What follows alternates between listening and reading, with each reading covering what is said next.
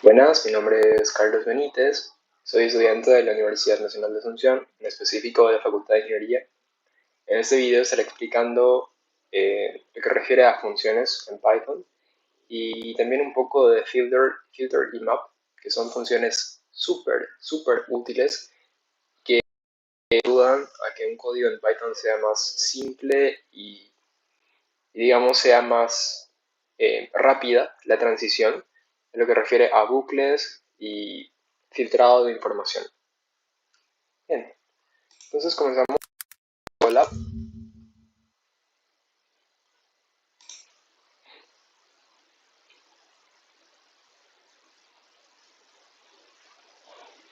haré un aquí, archivo, nuevo cuaderno.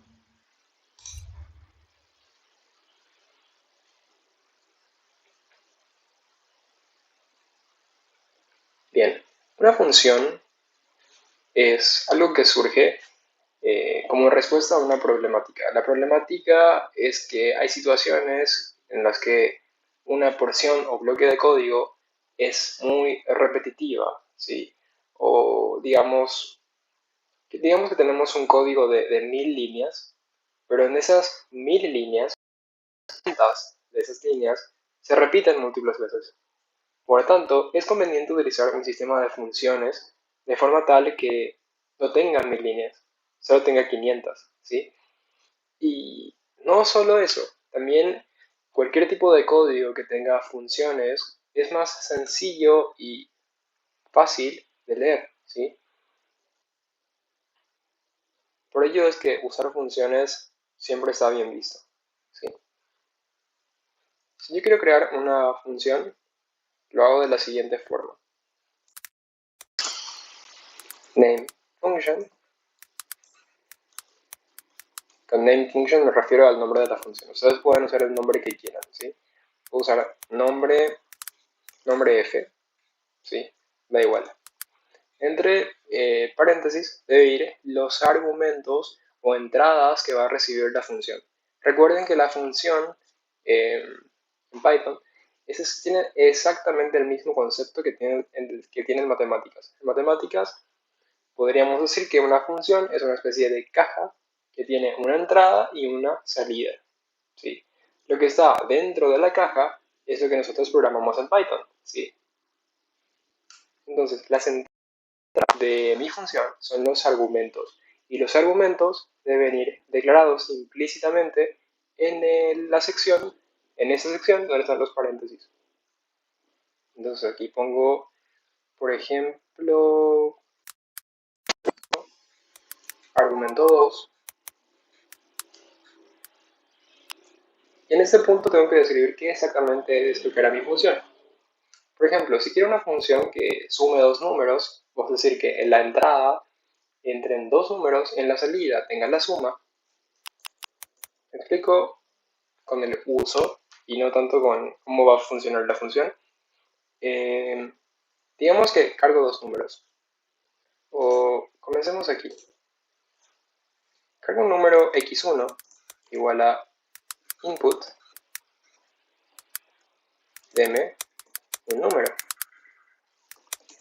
Y recuerden que esto, cuando entra, está como string. Entonces tengo que convertirlo, string o cadena de caracteres. Tengo que convertirlo a un int.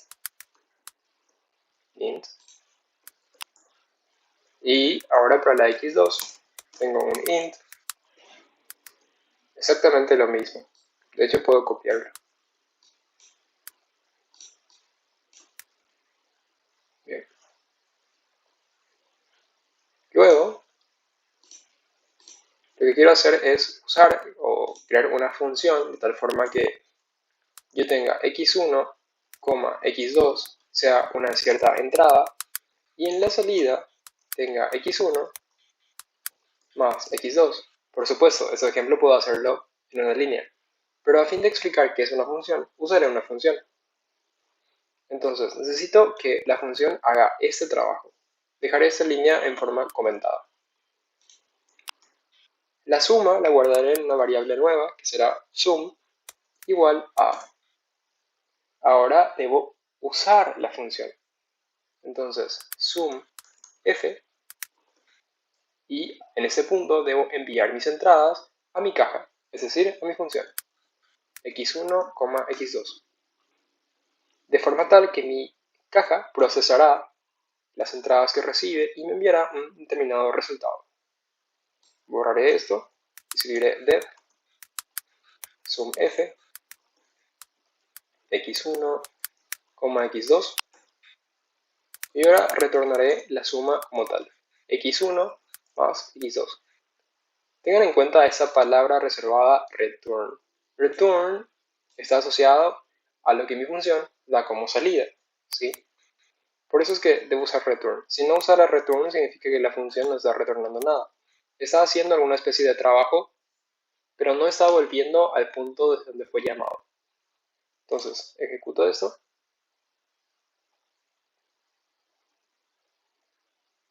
Colab se está conectando. ¿Sí? Listo. Y en este punto ejecuto la siguiente sección, que es donde aplico la función. Necesito entradas. Las entradas serán un 2 y un 3. ¿Sí? En este punto la salida fue almacenada, sin embargo no la estoy mostrando. Por eso es que no tengo ninguna respuesta. Print sum. La entrada es un 1, la otra entrada es un 7. La salida es un 8. Lo que pasó fue que sum recibió entradas x1 y x2, vino aquí, las procesó y me devolvió la suma. Esta aplicación es bastante sencilla, pero puede expandirse a múltiples casos. Imaginen otra situación. Igual a 1, 2, 3. Estoy escribiendo números al azar. Y, perdón,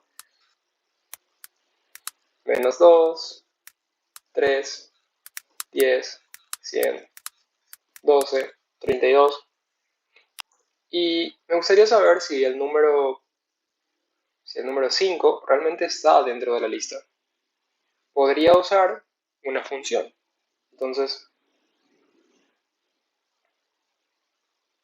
haré lo siguiente. Siempre debo, preferentemente cuando están programando, recomiendo que trabajen desde lo que estoy buscando, el efecto o resultado que estoy buscando, no desde la lógica directamente. Haré un print resultado o función is x y recibirá de entradas a la lista. ¿Ok? La función tengo que declararla previamente, no puedo declarar la función después, ¿sí? Recuerden que esto se ejecuta línea por línea, por eso es que la función está arriba, porque se supone primero debe existir para que después la pueda utilizar. Entonces def función is x y va a recibir de entrada lista. No hace falta que tenga exactamente el mismo nombre, yo puedo llamarla como números. La entrada va a ser números y retornará lo siguiente. La entrada no solamente debe ser la lista como tal, también debe ser el valor del número que me está interesando. En este caso es un 5. Aquí la entrada, esa lista se almacenó en números. Ahora el 5 debe ir en otro argumento, ¿sí? Yo lo llamaré x. Return x is in números. Disculpen, es solo así. Python no necesita esa explicación de está en, es solamente x en números. Lo que hará esa porción de código es que verificará si la x se encuentra al menos una vez y retornará true de tal caso. En el caso contrario, retornará false. Me dice un true. ¿Por qué? Porque el 5 efectivamente se encuentra dentro de la función. Si cambio el ejemplo con un 32, también se encuentra. Si cambio el ejemplo con un 1000, que evidentemente no está, porque 1000 es bastante grande y es notorio, me da un false. Bien, recuerden que las funciones en forma más formal o técnica, se dividen en procedimientos y funciones como tal. Pero aquí ambas, ¿sí? Lo que ocurre es que, como habíamos explicado, la función siempre recibe una entrada y luego eso te da una salida. Pero hay determinadas situaciones en las que esa salida puede no exactamente verse en una continuidad con el código desde donde fue llamada.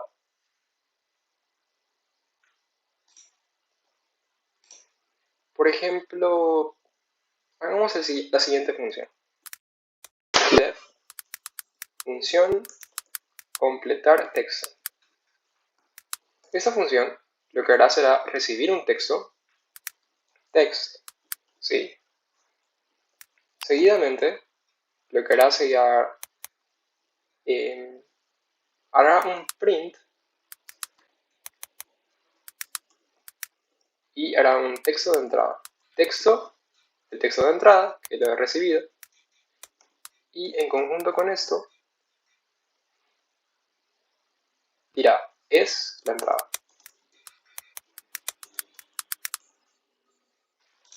Usaré esta función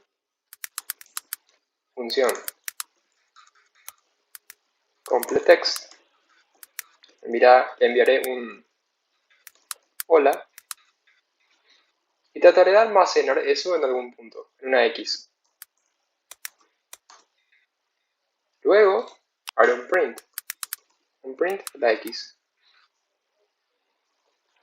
Pueden pausar el video y tratar de adivinar qué ocurrirá, pero yo daré a correr. Primero me dice hola, esa es la entrada. Aquel hola proviene de esta línea. Text más es la entrada. Text es la entrada que el argumento que lo recibió desde esa función. Luego yo estoy tratando de almacenar lo que me retorne la función en una variable X. Entonces no está devolviendo un valor que tenga continuidad en el punto desde donde fue llamada. O sea, no retorna absolutamente nada. O, dicho de otra forma, retorna un none, que es nada. ¿Ok? Por eso es que la siguiente línea para el print X es none, que es no, es como decir que no se recibió nada. Esto es para que comprendan cuál es la diferencia entre el return y un print o un procedimiento y una función. Quizás en cursos del colegio lo hayan explicado con más profundidad, pero la idea creo ha quedado clara. Hay otra forma de definir lo que refiere a una función. ¿Sí? Una función, por ejemplo, yo podría declararla con la siguiente sintaxis. Si yo digo que es igual a lambda x más 1, eso es totalmente equivalente a realizar esto. Def func. Inclusive aquí llamaré el nombre. Se lo llamaré func1, se lo llamaré func2. Func2 x return x más 1. Ahora imprimiré lo que ambas me dan. Print func1, le enviaré un 100. A la otra función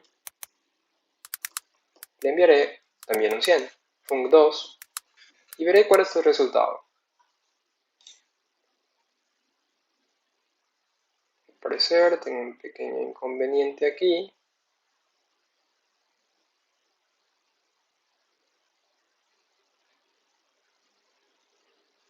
Disculpen, debe ser func. Listo. Ambas dieron la misma respuesta, ¿sí? Mi punto es que esta es otra forma de definir funciones. En lugar de usar la palabra reservada def, el nombre de la función y los argumentos, yo puedo usar como si la función fuese una especie de variable. Func1 es igual a lambda. Lambda sería una especie de palabra reservada.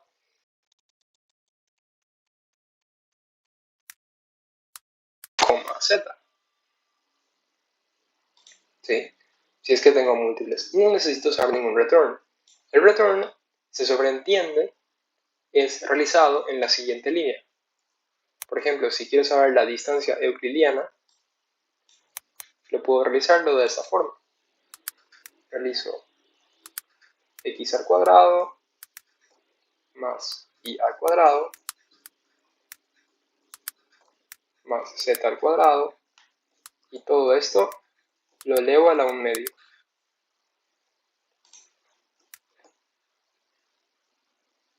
Luego necesito tres parámetros: 100, 100. func1, porque la func2 la he borrado. ¿Sí?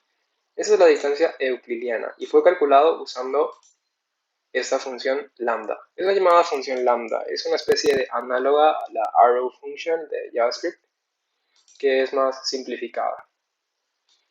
Entonces, ¿cuándo uso un lambda function y cuándo uso digamos, forma tradicional? El lambda function es más apropiado para situaciones en las que lo que está dentro de la función es algo sencillo o algo simple y necesita un return. Entonces, para tareas un poco más sofisticadas o complejas, no debería usar un lambda function. Debería usar un def, que es el estándar, ¿no?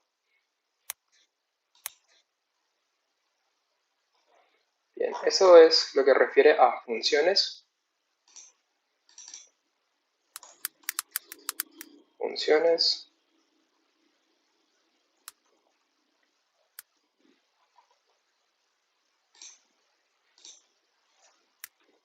Ahora veremos lo que refiere a filter y map.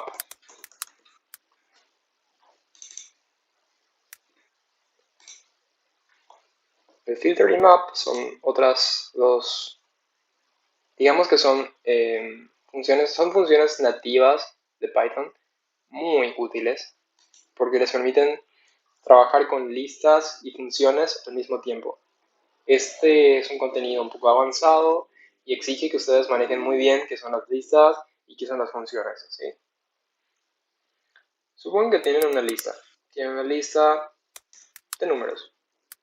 Una lista, por ejemplo, 1, 2, 3. Tienen un 9, tienen un 10, tienen un 11, tienen un 90, tienen un -1. ¿Ok? Y ahora quieren retirar todos los números que son pares, ¿sí? Quieren obtener otra lista y esa lista debe ser tal que debe tener a los números pares, ¿sí? Entonces, ¿cómo hago eso? La forma tradicional es hacer un for. Hagamos la forma tradicional primeramente. Forma tradicional. Hago un for y in range y necesito la longitud de mi lista, len. Lista. Ahora necesito verificar si los elementos de mi lista son o no pares. No recuerdo el video que he dicho, pero creo que he dicho que para retirar números pares, entonces haré una función que me identifique si un número es par o no. Def isPar recibirá el propio número y retornará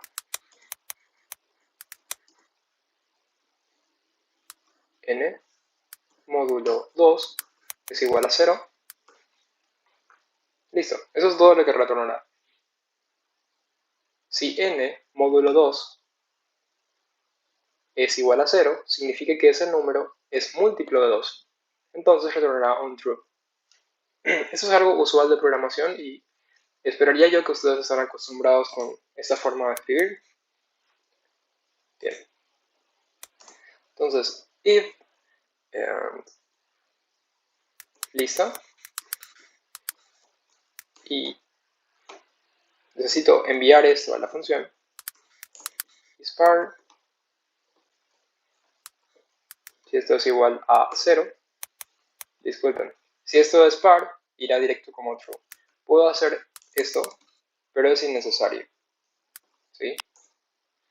Cuando yo escribo que sea igual a true, significa que es, o sea, mejor dicho, es equivalente a no escribir nada. Dará el mismo efecto. Si es par, lo que haré será agregarlo dentro de una nueva lista, que se llamará así, newList.append lista i,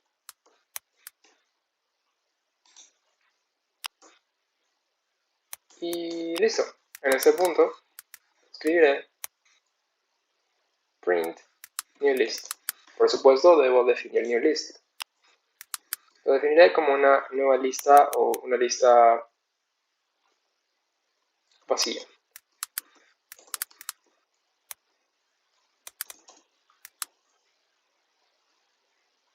Ahora ejecuto. Me dice 2, 10, 90. ¿Son los únicos números pares aquí? Pues sí, efectivamente.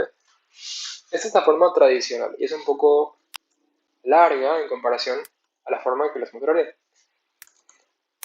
Utilizando filter,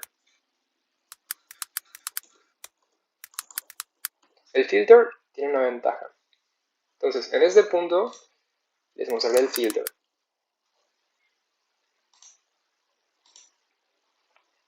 El filter me permite tomar, en base a una determinada lista o elemento iterable de Python, puedo tomar los elementos que verifican una determinada condición. Su sintaxis es la siguiente. La nueva lista, donde yo quiero almacenar las variables, le llamaré newLista2. Este será newLista1. Entonces, en newLista2 tendré list, filter, y filter recibe, como se fijarán, el filter debe ser convertido a lista, ¿sí? Y dentro del list tengo el filter, y el filter, nuevamente, recibe dos parámetros. Y puedo poner el mouse. Dos argumentos. El primero es la función como tal, que va a evaluar cada uno de los elementos de la lista. ¿Sí? De esa forma tengo ispar y seguidamente tengo el elemento iterable, sería lista como tal. Lo ejecuto y muestro ambos. Decidí mostrar ambos. Entonces, newLista, newList2 tiene exactamente el mismo resultado. ¿Cómo interpreto el filter de forma más precisa? ¿Sí? Quizá esa explicación que he dado no fue tan buena. El filter tiene la siguiente forma, sintaxis. Filter, el primer parámetro que recibe es la condición por elemento. Y el siguiente es el elemento iterable.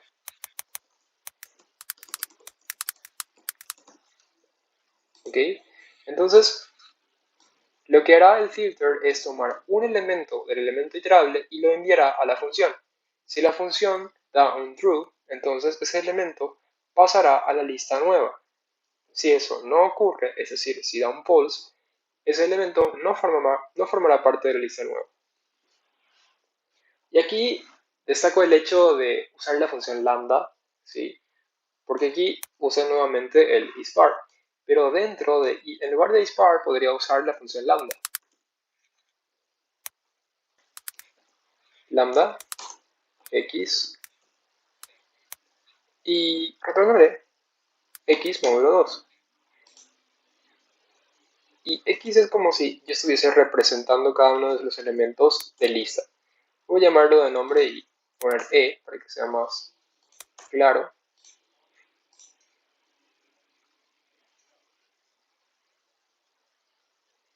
Y disculpen, aquí faltó esto.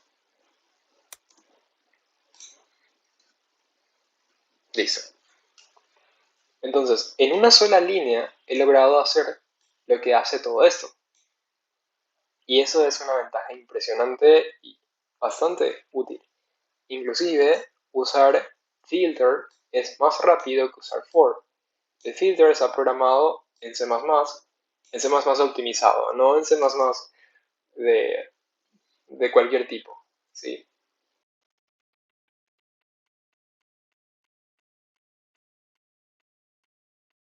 Y óptima. En cambio, esto es algo que realizo en primera instancia para comprender cómo funciona. Mi recomendación es que hagan ambas, pero a medida que vayan creciendo como programadores, deben aprender a utilizar herramientas como el filter. Bien, la siguiente función es el map. El map es más sencillo de usar que el filter. El map es simplemente aplicar una regla o una función a todos los elementos de una lista. En este caso, ir usando esta lista. ¿Qué les parece si viene alguien y me dice, tienes una lista de números? ¿Sí?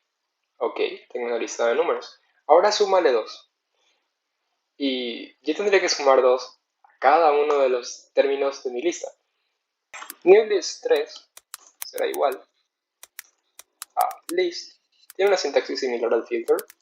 Map, la primera sección, necesito aplicar la función o regla que se aplicará a todos los elementos de mi elemento iterable. Entonces, nuevamente usaré lambda e más 1 o e más 2. Puedo hacer la regla que quiera. Coma, lista. Luego hago un print new list 3. Y ahora efectivamente ha sumado 2 a todos los elementos de mi lista. Y eso es en esencia el filter y el map. Otra ventaja principal es que cuando los datos son muy grandes, el filter es mucho más rápido, ¿sí? El filter y el map, por cuestiones de que, como ya dije, están muy bien optimizados. Bien, eso es todo en lo que refiere a funciones y filter y el map. Espero que hayan disfrutado de este video y sigan practicando. Dejaré, como en la sección anterior he mencionado también, dejaré dos notebooks donde en primera instancia explico qué son las funciones con detalle y luego el filter y el map, y también introduje lambda, que es cómo utilizar lambda en específico, en forma más detallada. Ok, muchas gracias y nos vemos en el siguiente video.